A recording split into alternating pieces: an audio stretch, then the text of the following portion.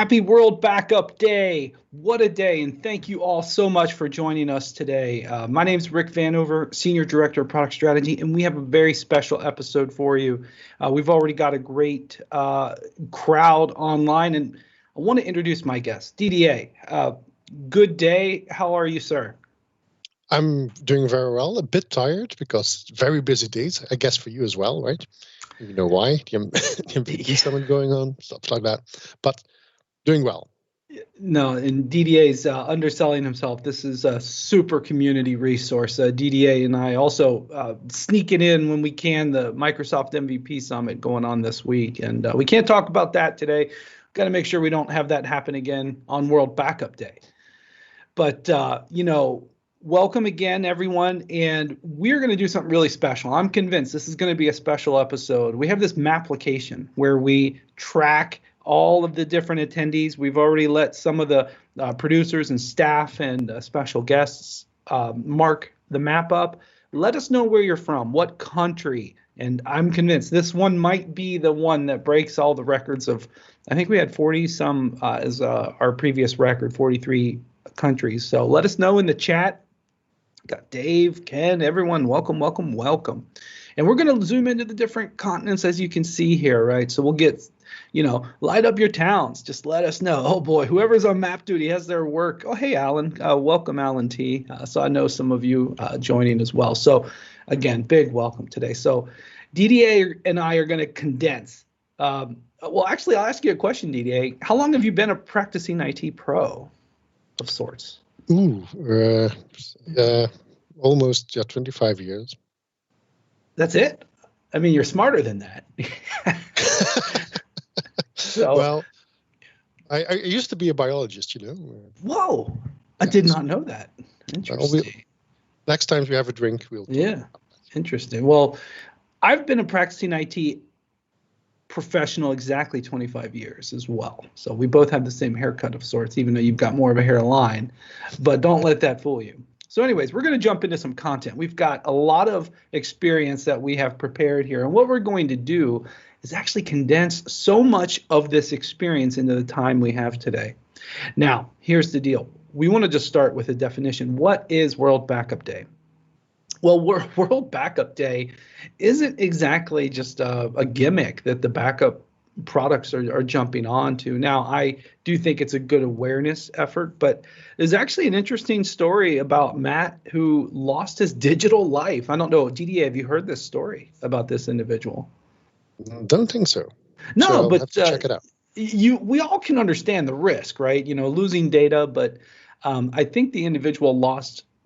I think it was his mobile device, like his iTunes account was compromised, or his Apple account was compromised, and it basically was a complete erasure of his digital life because his photos were impacted and everything.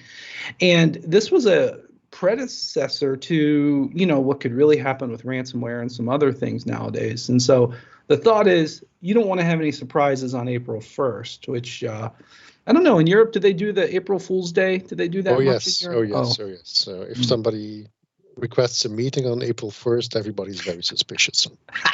That's great. That's awesome. I'm actually taking April 1st off tomorrow. And you know why, DDA? Because I'm taking some good backups and my data should be safe. So that's the whole story of World Backup Day. And it's a great video and stuff if you've ever been to World Backup Day. So this is right off of our big, massive release here, and that's not what we're talking about today.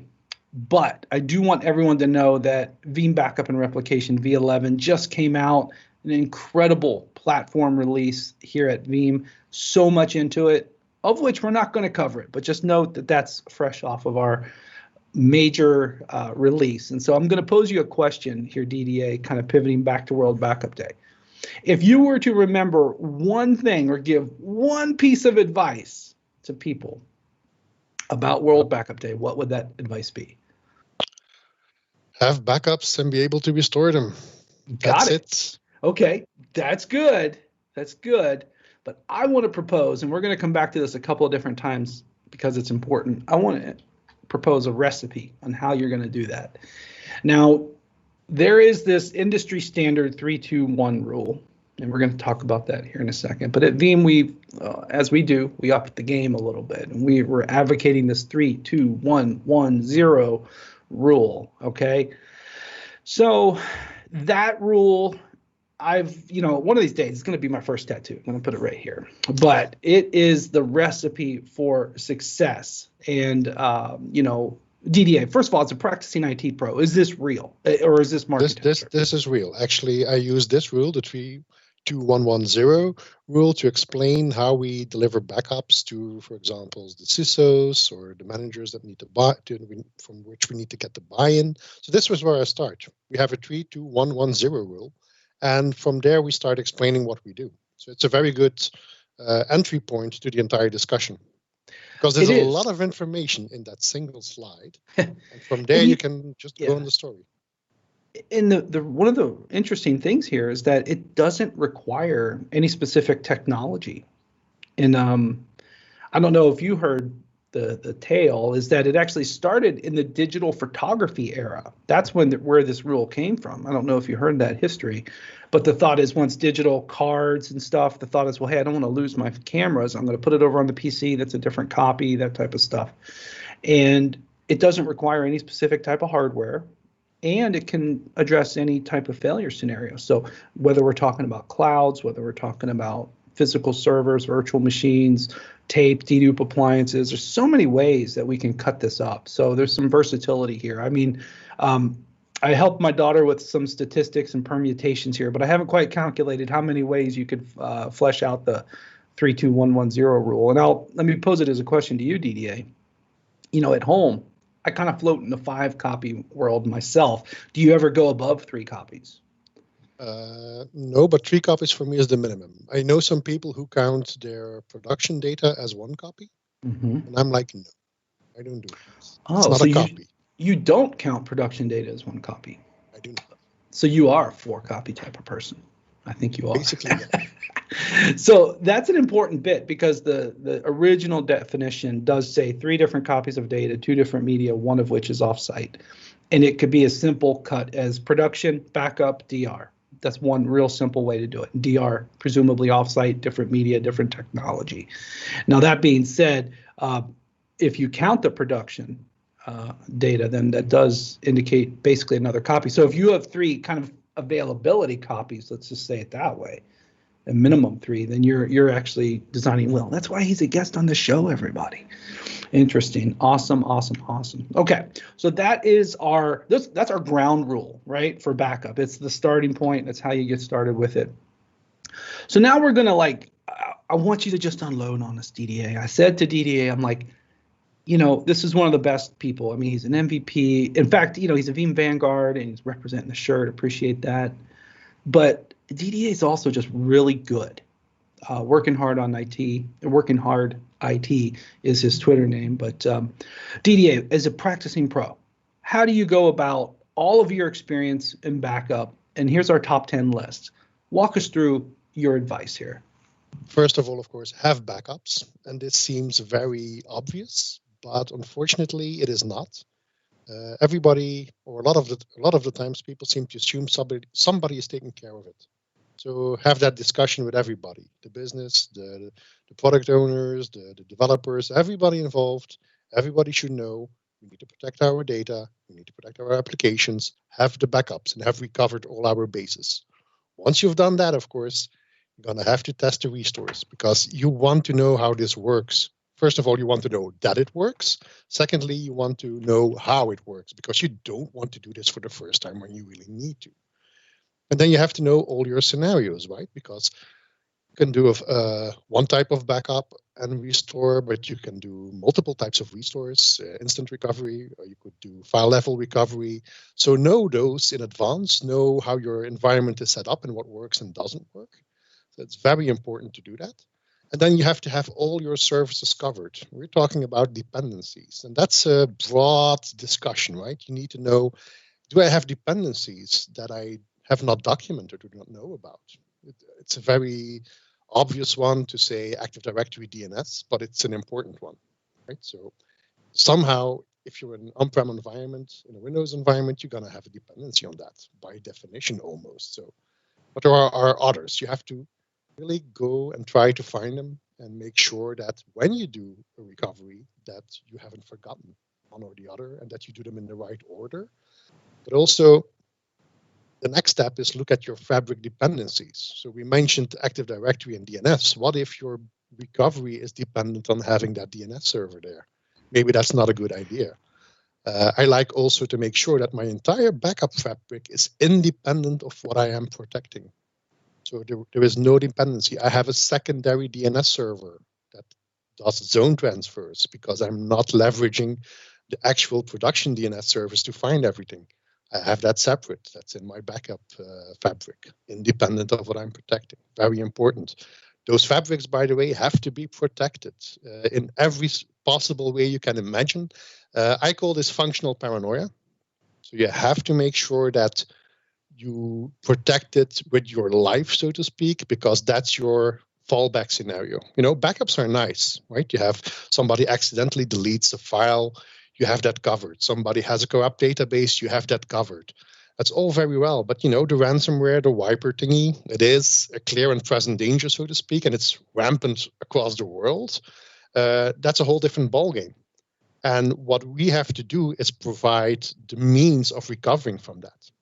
So that takes you into the realm of planning for worst case scenarios. You're not a very, let's say, positive person at that moment in your thinking, because you say, actually, everything is going to fail and we're going to end up with a compromised environment. We've lost our control, we've lost data. Now, how are we going to recover? And it's my job to make sure we have the options to recover.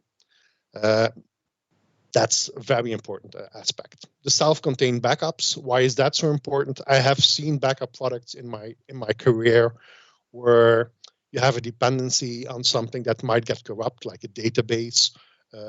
Veeam in that respect is very, very nice. You have the files, you can restore them.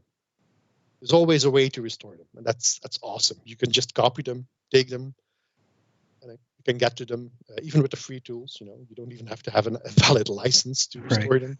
It's awesome. So I like that very much. Automation is king because all the things we discussed there, you have to test them, you have to verify them, and of course, automation for an IT pro. Well, I guess you can put one and one together. Why we like it.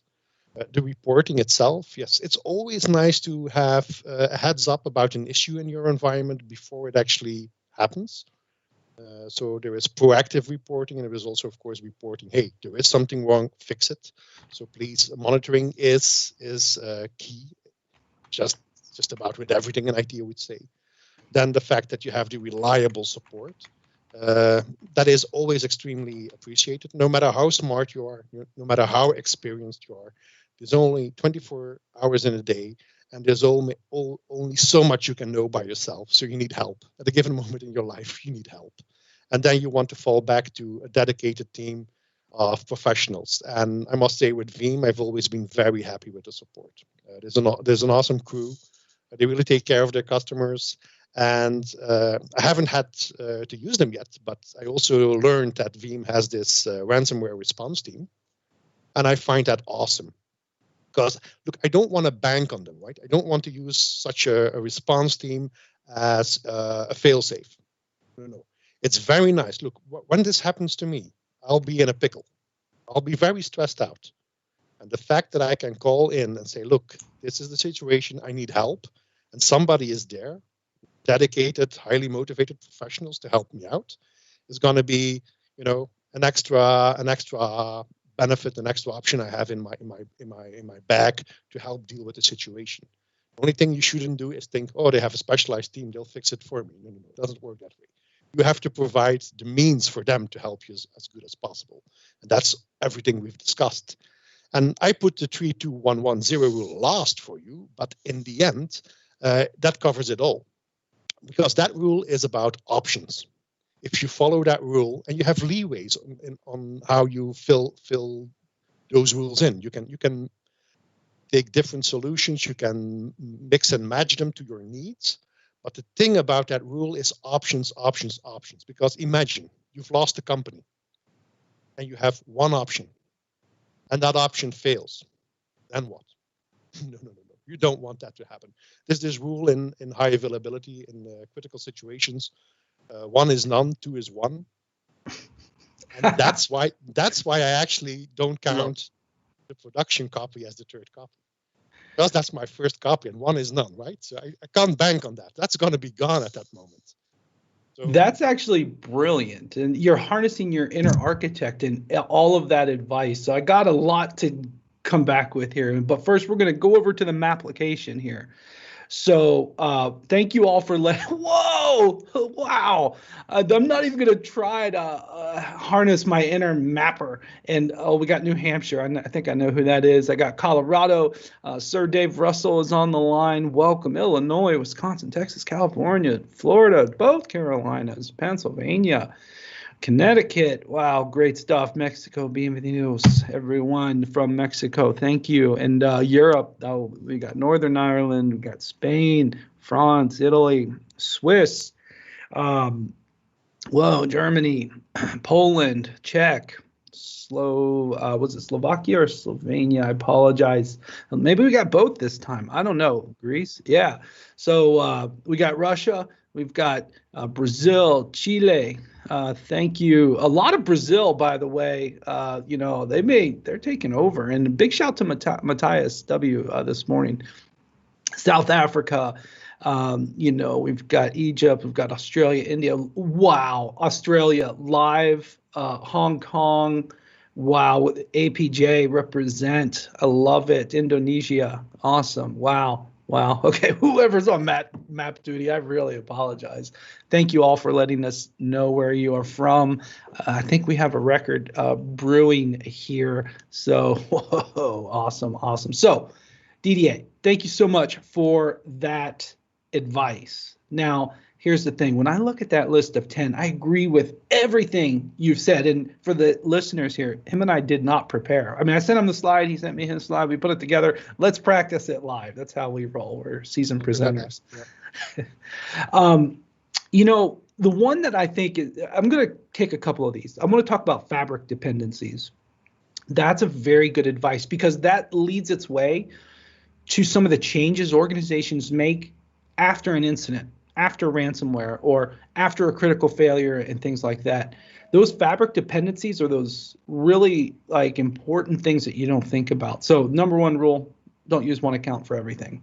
Another MVP, Dave up in Canada, he's given us advice. He's also a Vanguard around a completely different management domain for the backup infrastructure, and then separate and he's a Hyper-V environment, so he keeps different credentials over there to then separate from the production environment. Because if you have account issues or administrative boundaries getting in the way, it can affect your ability to restore. So separation is good. What's the phrase? Microsegmentation on networks and least privilege. We call it separation, segregation, isolation, and you do that all over the place. You do that for your networks that you use. You do that for your accounts. You do that for your storage, right? Your storage, your backups are not going to the same storage arrays where you are running your production data.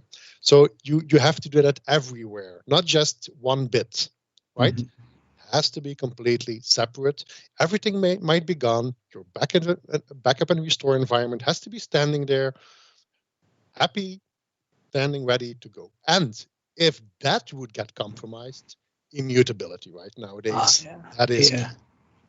Yeah, and I have nothing but evidence in the form of case studies at Veeam.com of bad things happening to good arrays. So, don't have your production data and the backup data on the same storage system. As much separation as possible.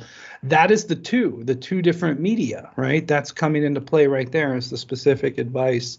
And the other, cheers, Marco. How much Veeam gadgets on the wall? Well, I'm not allowed to move my camera, but trust me, it goes all the way around. I'm basically the resident historian here at Veeam. I save all this stuff from the events and stuff. A very colorful office here, so appreciate y'all catching that. We're going to redo this office here in a bit, so I'm going to have all new swag showing up here soon. Okay, so other one I want to highlight is number 9, reliable support. And I'm with you, DDA. The Veeam support team and someone else echoed the comments here. Big shout, lots of respect. In fact, just last night, I took the VP of support out, bought him a beer. He just moved here to the Ohio office, and I love listening to the Veeam story from that group. In fact, two of my team have even had previous roles in Veeam support, so I have a high regard for Veeam support because, and a lot of people don't know this. We run all of our support with our own employees. We don't outsource it to a call center, that type of stuff. You get qualified, trained individuals that don't navigate a script. That's another thing. A lot of times people think, I'll just give me the next level, escalate all right away. I don't want to deal with the first. I'll second that. They really listen to you. Yeah.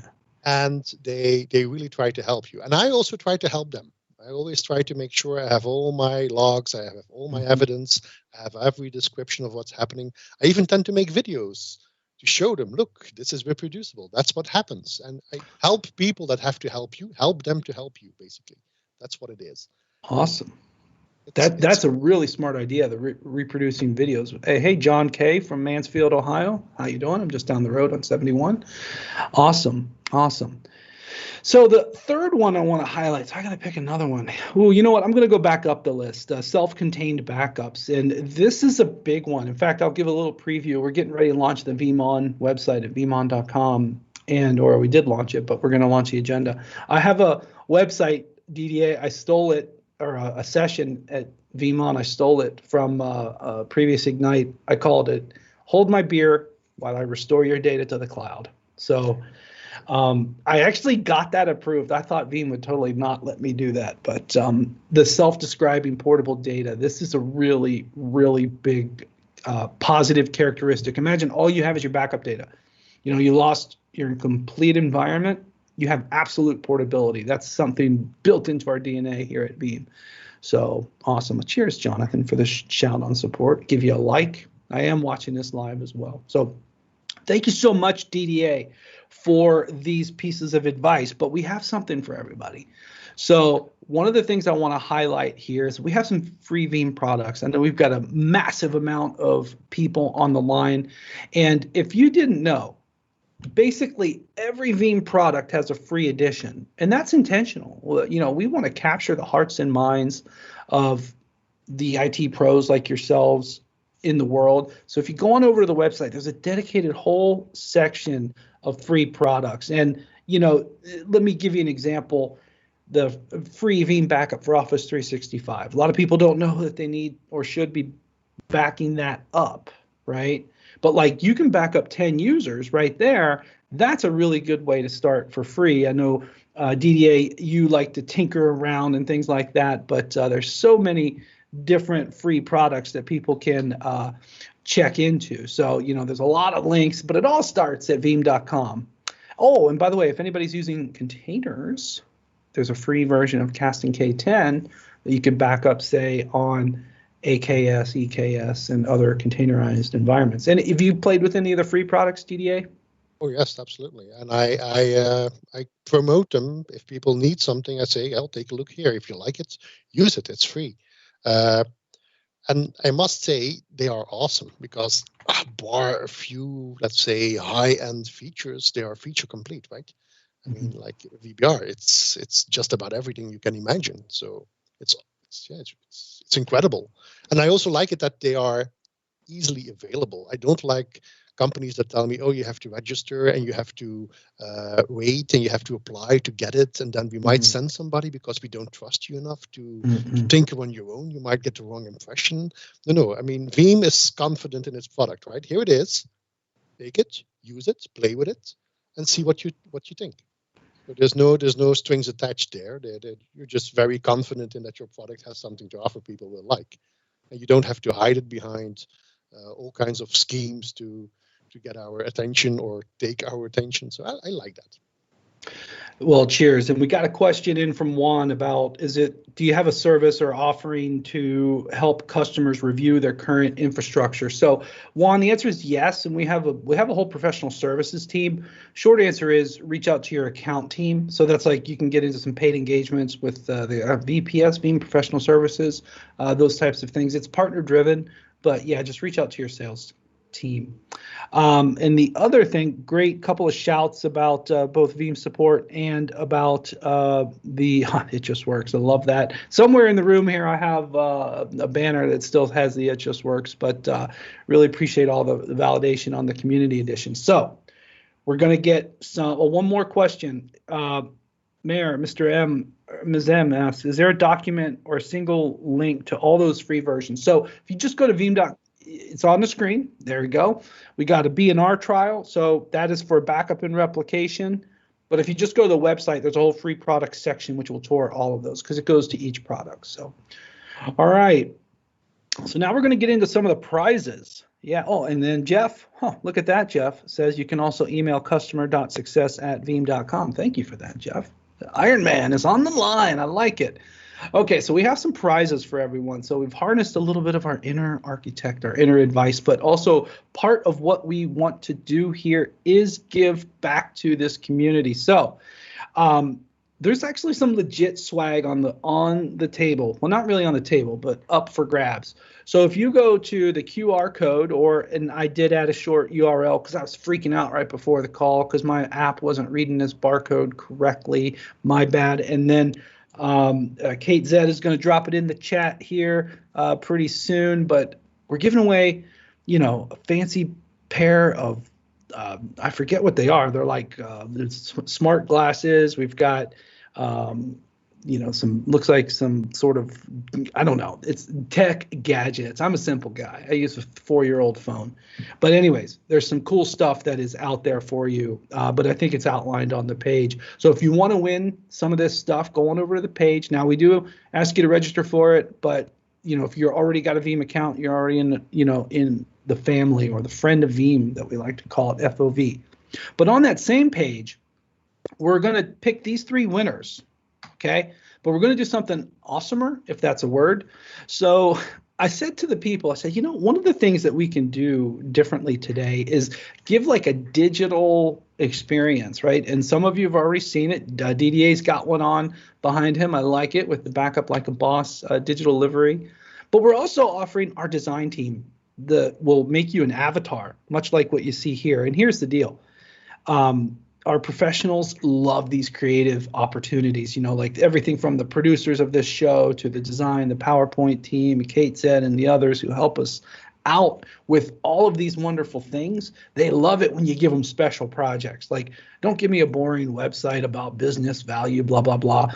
Take a picture and make it cool. Now, the problem is I lost some weight since that last picture, so I think I might need to ask him to redo it. We'll think about it. But DDA, that's like a nice timeless picture of you. You're welcome to use that for, virtualize if you ever have a blue situation. It seems to match. It's good stuff. So Ricardo says, love the product. Just had a problem with some SQL and stuns. Ricardo, you should use the agent. That's actually a great workaround. If you have stun associated with virtual machine backups, that's one of the benefits of the universal agent or universal license, because Veeam Agent for Windows can come in there and move the data a little bit differently. There's no snapshots. So Ricardo might want to check that out. And there's no cost because of the universal license. Actually brings up a good practice point. DDA, have you ever used the Veeam Agent in a VM to get around some storage and snapshot issues? Well, snapshot issues, yes.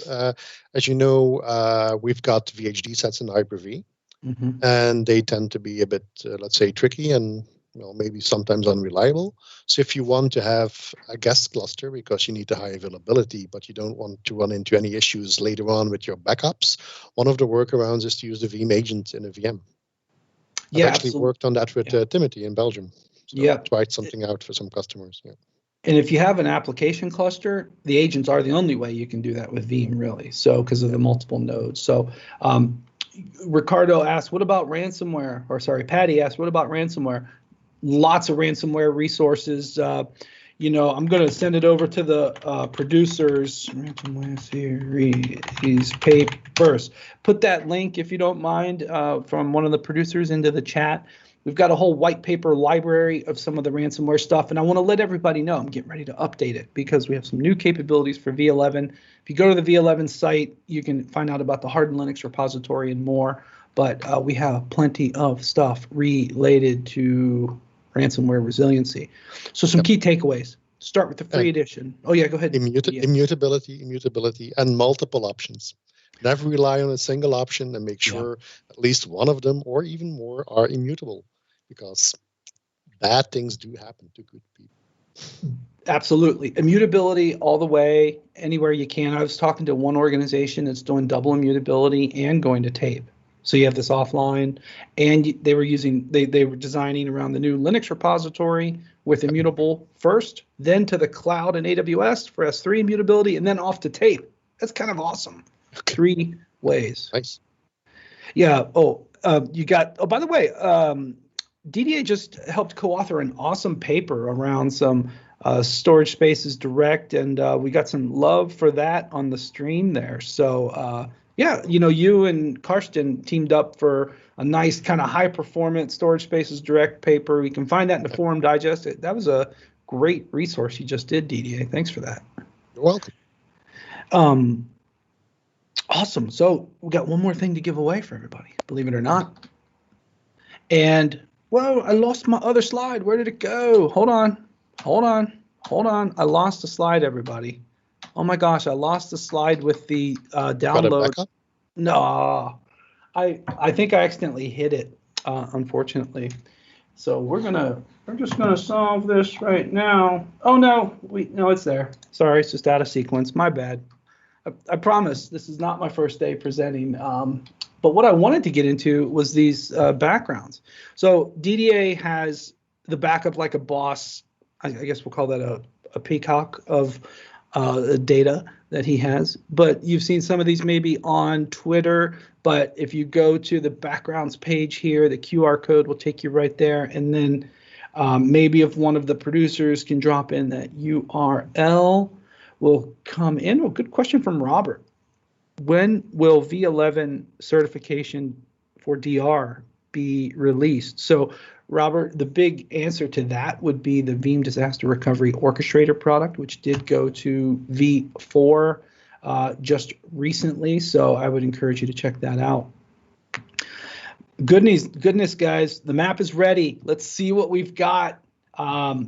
Whoa, I gotta think this is a record, guys.